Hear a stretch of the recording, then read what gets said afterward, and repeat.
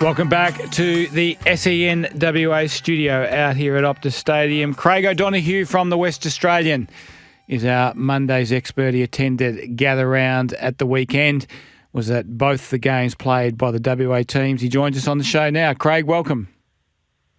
Sunny day in Adelaide still, Duff. There's a bit of a glow still over here at the moment from the weekend that was. They do it really, really well. As I say, they gather around the way they've set it up. It's just an amazing experience for all the fans who come over. So they have earned the right to have it for as long as they want, I reckon. They're doing really well with it. So, Cod, I know you're a typical umpire. You do not drink. So what did you do to keep yourself occupied all gather round? Well, I did a fair bit of driving, it's fair to say, because Fremantle were staying almost an hour out of the city, so they trained in Tanunda. So I did a bit of singing on the way with Tanunda, Tanunda, Tanunda, on the way out there for and then went back to West Coast game and then drove out to the Barossa yesterday for the game as well. So there was a fair bit of travelling to do in between everything, and then watched the Mighty yesterday at the football club as well on Saturday night. So, the ability to get to multiple games in multiple locations is what really makes gather round so good at the moment, I think. So, really the atmosphere throughout the city. Lindock looked an absolute picture out there in the Barossa Valley. Tell us about, A, the scene, and B, Fremantle's performance. Yeah, the ground was really impressive. So what stood out from a fan's perspective was everyone wanted to be in the standing room rather than where the seating was. So people seem to enjoy the old-fashioned element of going to an AFL game and being in the standing areas and sitting on a hill and all that sort of stuff. So the broadcast side was all standing areas and hills, and the outer side was where all the grandstands were, and then you could see over the back with the Barossa Valley there, and then they had some really impressive areas near the goals as well down one end where the corporates all were. So they set it up really well, I thought. And then Fremantle were just pretty professional with the way they played. The second half especially, they adjusted to the conditions that were out there, adjusted to everything else that was going on in terms of the facilities and that they had to work through, because it wasn't a normal AFL venue. And then just started winning the footy again. They weren't winning the footy in the first half, but by the second half they were well and truly in control and just ran away with a pretty comprehensive 61-point win. Let's get some tribunal matters out of the way. Patrick Voss in trouble, do you think? I reckon when you come off with a busted, it was a broken nose and but there was blood everywhere. It was a reckless sort of action with the way that tackle came down. So if you hit someone in the head with a tackle that's out of control like that, then I reckon you're going to be in some trouble. It didn't look good, so I'd be expecting him to miss a week. It's interesting, isn't it? There's mixed messages as usual from the MRO on contact to the head. One, Jack Scrimshaw found out you can't do it.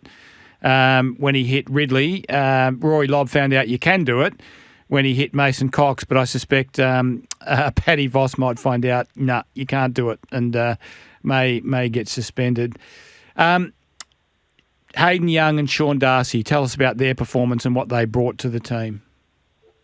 Yeah, so if we start with Young, he kicked 3 goals in the waffle last week, which showed he was going to be playing a bit of forward work for Fremantle this week, and he did, and kicked 2 more goals there. So 18 disposals after starting the game in the centre square, but also pushed forward because clearly he's had a restricted pre-season, hasn't been able to run as much with that broken leg, and then with a hamstring injury, so had to spend a fair bit of time forward and look dangerous. Like, can take a mark, can have an impact at ground level as well. One of his goals was just on the run through the midfield, but one of them was when he was pushing forward. So 85 minutes on the field, 6 score involvements, just looks really dangerous whenever he gets out there. And I think it was a clear reminder about his ball use and what Fremantle have missed when he wasn't out there. So that's a really good sign for what he's going to bring them over the coming weeks as he builds his fitness. And Darcy got through, which was the most important thing for him. He didn't spend a hell of a lot of time on the field. It was 77 minutes, so had a fair bit of time off resting, which was going to be clear for him given the amount of work that he's missed as well. 61 ruck contests for 22 hit-outs, so he was down on his hit-out percentage of wins. He only won 36% compared to what he would normally get, which is about 50% across the course of last season. So he's still working into it, but he got through the game, and that's the most important thing for him, that he got through, got a good chance to ruck against Toby Nankervis, and he'll continue to get better from here, you would think. I thought while the quantity of hit-out wins was down, the quality of some of them was really top shelf. There was a flat-palmed whack over the back to Hayden Young at one point. I think it might have been in maybe the third quarter, which was absolutely top shelf. I think it ended up being a goal to the Dockers, maybe a Tracy goal. But, absolutely top of the wazzer in terms of setting the team in motion from a stoppage. Yeah, when he gets his hand to the ball and is able to set up Caleb Sarong and Hayden Young and Andrew Brayshaw and these sorts of guys, it's going to be really impactful for the club. I did think it was interesting, though, that he's lost so much weight at the moment. He's used his weight really well in the past to hold his ground. And other ruckmen talk about him being like a tree that you just can't push out of the way. And Toby Nankervis is a big human and a heavy bloke as well. And he was able to move Darcy yesterday, I thought. So there is going to be a challenge for him adjusting to being a lighter ruckman now, because he's played his whole career as a heavier one. So he's going to have to work on the core stability and the legs and all those sorts of things to make up for the fact that he's probably lost 15 kilos. And when you suddenly go in and you're that much lighter, he is going to have to get used to what he's got to work with. But I thought his running was a different element as well. He did seem to be covering the ground really well yesterday. So he's going to be different over the next 12 months, and he's going to have to adjust to that. Could Josh Tracy be Fremantle's best player? Yeah, they've got some good ones in the midfield already. But, yeah, I did ask Justin yesterday, how good is Josh Tracy going to become? And he looked at me and say, he's already bloody good now, but he just keeps getting better, doesn't he? So he's a beacon at full forward. He's a powerful person. When he kicks six, I know it was against Richmond, so you can say, oh, well, they're not a powerhouse themselves. But we've seen what he did last year with his 50-odd goals. And if he can continue to be that commanding presence inside 50, who can run through blokes if necessary, can take contested marks, can lead up at the footy really well, but also lead back and kick accurately, then he could do anything for them. And that's the sort of player that they have been crying out for since Matthew Pavlich, and he's proving himself to be that key forward who could very well become their best player in the coming years, or their most important player potentially, because they can get the ball inside 50 and know that he can do so many things to kick goals. One player I thought played a really good game, and I must admit I've been a bit of a critic of this bloke over time, so I thought it was a real pleasant surprise for me. Carl Warner, off half-back, was really strong, really clear with what he wanted to do with the ball, and really good in the contest. Yeah, I don't mind Warner. I think what he can give them is different to what a lot of their other guys can. And when they were a bit tall early, and then they started taking one of their defenders, their tall defenders off, and I thought he helped change the game a fair bit. Had a fair bit of the footy. He can run with the ball if necessary. He can just get the ball out of congestion if necessary as well. He's quite versatile with where he can play for them. So I think he's the sort of player that can fill various different positions for them when needed and have an impact. And he's still quite young and inexperienced for them, hasn't had a lot of AFL opportunities yet. So I think he's one that they're going to continue to explore, because I think he could become an important player for them throughout the year. Yep, he certainly gives them something slightly different to what they otherwise would have back there. You also did the West Coast game. How bad were they? They were horrible. Yeah, they were really bad. And it's going to just be a problem for them for the rest of the year now about what do. They dropped Tim Kelly and said, you have to go back to the Loppel, so there's experience that comes out, and then they've moved all of their experience out of that centre square and put a whole lot of young guys in there, and they just weren't ready for the challenge that Carlton threw up. So, 71-point loss, you lose the clearances 40-18. The contested possessions are 136-77. So those guys just aren't physically equipped to be able to compete, and that leads to a 73-35 inside 50 tally. They need to make a call on what they are. Are they all in on youth no matter what, or are they halfway in between where we're going to give some more experienced guys a chance to show these young guys what they're doing? At the moment, it doesn't feel like they know which version they want to be. They've made a lot of changes throughout the first 5 games on the type of team that they're picking and where players are playing and stuff. So clearly they're experimenting a bit, but those guys look at the moment like they've already lost hope, and we're only 5 games into the season. They've already lost 3 of them by more than 70 points. So it's pretty clear at the moment that they don't think they can compete in their own minds, and when you don't think you can compete in your own mind, and that seeps through the rest of the team, it becomes a real problem.